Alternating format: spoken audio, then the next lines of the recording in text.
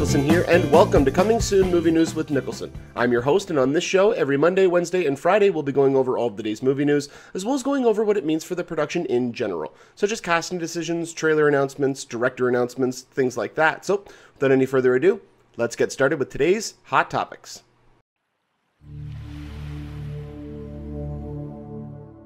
A few weeks ago, I talked about this on one of the previous episodes about the upcoming casting announcements for young Cyclops, young Jean Grey, and young Storm.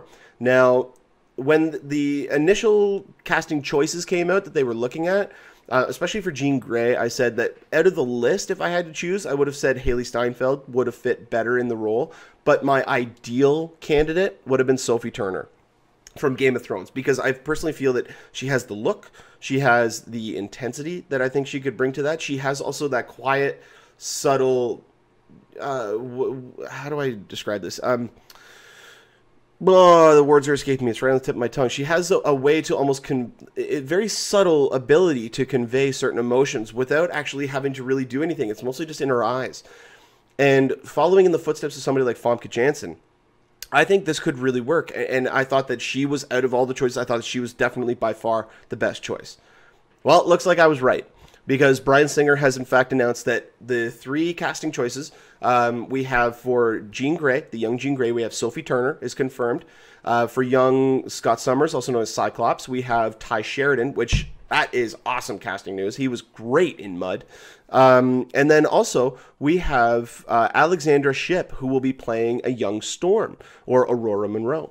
Now, out of the three, I know next to nothing about Alexandra Shipp. I have not really seen her in anything, so I can't comment on her. Just based on the look, I think that she could pull it off, and based on the casting that Bryan Singer has done in previous X-Men films, I don't think we have really anything to worry about. They've always usually been spot on with their casting, especially in the more recent films. But to me, the two biggest ones that stand out are Sophie Turner and Ty Sheridan. I think those are spot on casting. I think Ty Sheridan, it was down to Ty Sheridan and Taron Egerton, who is Joel Edgerton's younger brother. And while I still haven't seen Kingsman yet, I am very excited to see it because I've been hearing nothing but great things. He did come out and say that he would not be playing that character. And I thought, based on the look, like he has the jaw, he has everything about him. He has great acting talent from what I've seen, just in the trailers of Kingsman, but also in all the great word of mouth that I've heard from the film, that he just knocks it out of the park. So I thought he would have been a great choice. But Ty Sheridan, I mean, in Mud, going right up against Matthew McConaughey and holding your own, that is an accomplishment unto itself. So I am very happy to see that he's getting the shot to play a young Cyclops. My biggest concern about this, though, is whether or not they're going to write Cyclops the way that they wrote him in the original trilogy, because Cyclops was a completely wasted character. He had a little bit of things to do in the first movie, but after that, he was just thrown to the wayside. They made this Wolverine story, and they got Scott Summers right the hell out of there. And Cyclops is the leader of the X-Men. It's not Storm. I hated that when they did that in X-Men 3. Storm has been the leader in the past, but Cyclops, one and done, has always been the leader.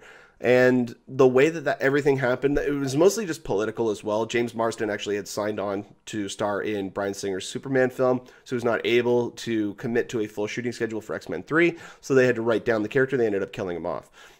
Sorry, spoiler, the movie came out, 9 years ago.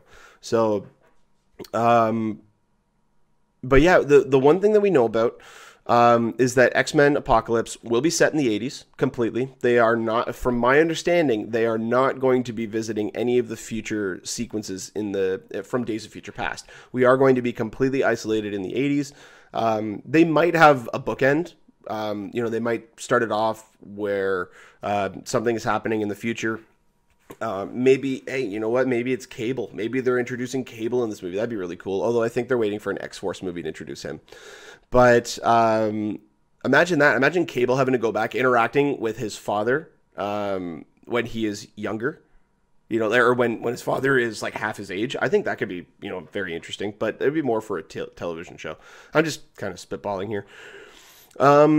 But yeah, it won't, like Patrick Stewart came out and said that he does not believe that he and Ian McKellen will be in the movie as their future incarnations of Magneto and Professor X. So I don't think we're going to be getting any of the future cast at all, with the exception of Hugh Jackman. It has been talked about a lot that Hugh Jackman would be reprising his role of Wolverine in Apocalypse.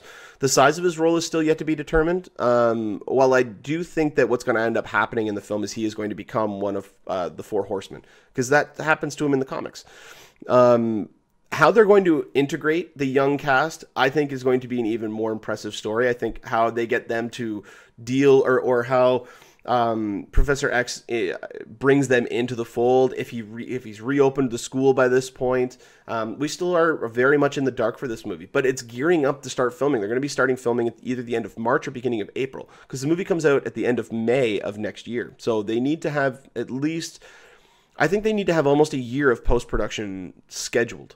So that means they should have filming done by the end of May, possibly by the end of June. That'll give them enough time to get all the CG done. Because Oscar Isaac just came out and talked about how, from his understanding, well, I don't believe that he has read an updated version of the script. He has stated that the character will be both physical, like on screen with makeup, and CGI enhancements, which I think is the proper way to do it. You don't need him to be completely CGI with motion capture. You could do it, but I think having prosthetics and all this stuff while being enhanced by CGI, I think that's always the way to go. CGI is a tool to use that can always make things better. Like I've stated before, you have a shot of somebody walking down a hallway and there's a shadow on the wall that you don't like. You can use CGI to remove that shadow and make it disappear, so it just doesn't take your attention away from what they want you to focus on in the film. You can also use it to enhance one specific option or item on the screen to get you to look at that. I mean, I remember looking at the behind the scenes of Die Hard 4, Live Free or Die Hard. The one shot in the movie, right after all the cars crash and John McClane gets on top of the car and he's looking around and you see him panning, you see all the stoplights are all green. That shot, they actually just isolated his head and motion controlled it so that wherever the shot went, his head stayed on there. And then they brightened that area up because they felt it was a little too dark. Like, that's when CGI and digital enhancements can come into play. Having to completely replace a character in CGI because it's easier, I think, is a mistake. And that's actually one of the problems that happened with the Hobbit trilogy. With Peter Jackson's decision to shoot not only in 3D, but in 48 frames per second, he now had 4 times the information in the same amount of time that you had to deal with makeup, you had to deal with lighting. As you could see, if you saw it in 48 frames per second, you could tell the makeup on the dwarves looked fake. It looked like makeup. It didn't look like it did in The Lord of the Rings. So when they actually did their shooting tests with the White Orc and all those sequences, they actually had a guy in the suit, and it wasn't working. Whether it was just it didn't look right or anything, because you got 2 cameras shooting in 3D. Two cameras shooting in 3D at 48 frames per second, so double the frame rate with 2 cameras. That's 4 times the amount of imagery. So they had to do CGI because that was the only thing that would have worked, but they didn't give themselves enough time for the texture mappings because it looked very, very bad. It wasn't the quality that everybody was expecting from that high caliber of a film. So if they plan on doing something like that with Apocalypse, they need to do a combination of prosthetics and CGI. I think that's the only way to go because it'll make it look the best that it can look. So that's just my opinion on it. I would like to hear what you guys think about this casting decision, whether or not you think these people are correct for the roles, if you think that they're going to work, what you would like to see them do with Cyclops' character, because we haven't really seen him fully realized on screen yet. And I think there's a lot of potential for that character. And I hope that this movie really brings him out and makes him shine. I hope we get a sequence like we did with the Quicksilver sequence. I hope we get something like that for Cyclops. Not to say that it needs to be the same type of sequence, but a standout moment in the movie that really highlights that character and really highlights their abilities. I think that could really work. But as it stands right now, X-Men Apocalypse is going to be opening up on May 27th, 2016. When we do get more information about this topic, I will definitely update you guys on here.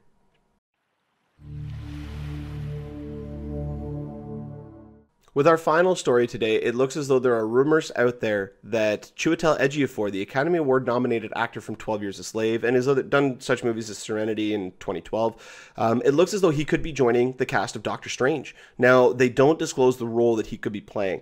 There are some rumors going around that he could play someone along the lines of Baron Mordo or Brother Voodoo. There are other reports suggesting he could play the Ancient One. My personal opinion on this is I'm torn between both. I don't think that he is going to be playing the Ancient One, only because unless they do a Marvel Cinematic Universe update to the character and state that the power of the Ancient One gives him a youthful vigor and allows him to stay relatively young, then that could make sense and have him be the role of the Ancient One, because I would personally rather see him in the role of a mentor than I would like to see him as a villain and potential one-off villain. He has excelled as a villain before. I mean, just look at him in Serenity. He's an incredible bad guy in that film. But that being said, he is too talented of an actor for Marvel to get as just a bad guy, you know? That's just my personal opinion. I think that he is better served as a character who could be in several films, who could even cross over and be in other movies. Now, I don't think that the Ancient One would ever go away from the Doctor Strange films. I don't think you would see him in any other movies, unless maybe in an Avengers film down the line, if he is still around by that point, they could just include him in a one-shot scene. But yeah, I personally think that he would be a wasted talent in a one-off villain. I think I would much rather him be in a mentor type role, or maybe an antagonist type role, but not necessarily the main villain. Maybe somebody who butts heads with Doctor Strange, which is where Baron Mordo kind of comes into play. But out of all of the descriptions, I think that he is most adept to play Brother Voodoo.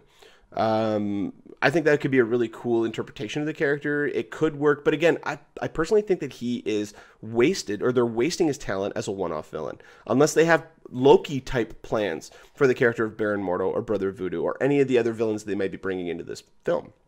If they have that type of sense about it, where they're going to keep him and they're going to keep using him in future films, then I'm definitely on board with him playing a villain. I just don't want to see somebody with this level of talent being brought into the Marvel Cinematic Universe only for one film. It was like with Tommy Lee Jones. While I loved him in Captain America: The First Avenger, to me it's like, well, now you can't use him in anything unless they were to bring him into Agent Carter. That's the only way that I could see them reusing that character.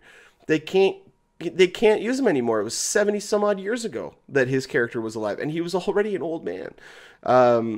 So that's where I personally sit on it. Well, I would like for him, if this ends up being true. Now, again, I need to make this straight here. Rumor. This is a rumor. This is not confirmed. This is not anything of that sort. This is just a rumor that he might be linked to this property in a role of unknown origin. And this is all just speculation about who he could play. If he does sign on to it, I would much rather see Chiwetel Ejiofor join Black Panther, not Doctor Strange, because what I want to see him play T'Chaka. I want to see him play the father of T'Challa. Now, I know that Chiwetel Ejiofor and Chadwick Boseman are about the same age. Chadwick Boseman, I think, is actually a year older. But what they could do is they could have T'Chaka in flashbacks and have him be the mentor role, the one that I personally think that he would be best suited for. And then throughout all the Black Panther movies, you could have these flashbacks where Black Panther is reminiscing about his time when his father was training him, and certain training segments that meant or mean something to what is currently going on in the movie or in the sequel or in the third film or whatever the case is. But I think that could really work, and I think he would bring so many layers to that character. And a lot of us wanted to see him play Black Panther. This is a way for us to get both. This is a way for us to get him to still play Black Panther, because we could see him in flashbacks as the Black Panther, as T'Chaka, who was the one of the original Black Panthers. He was T'Challa's father. And also see him mentoring a young T'Challa and then coming back into Chadwick Boseman as the character and then sieging on forward. I think that would be a better use of his talent. That's my personal opinion. More importantly, I would like to hear what you guys think. What do you guys think is his likelihood of joining Doctor Strange? Who would you like to see him play in that movie if he was to sign on? Or if not, who else would you like to see him play in the Marvel Cinematic Universe? My personal opinion, just based on his talent level, is T'Chaka. T'Chaka is the best role I think that he could play. Whether or not we're actually going to see T'Chaka in the Marvel Cinematic Universe is still yet to be decided. But to me, he is the perfect actor to play that role. Doctor Strange is going to go into production shortly after Civil War ends its filming schedule. I think there might actually even be a little bit of crossover, which means that it's scheduled to start probably in late August, early September, and it'll be released on November 4th, 2016. If we do get more information about this topic, then I will definitely update you guys on here.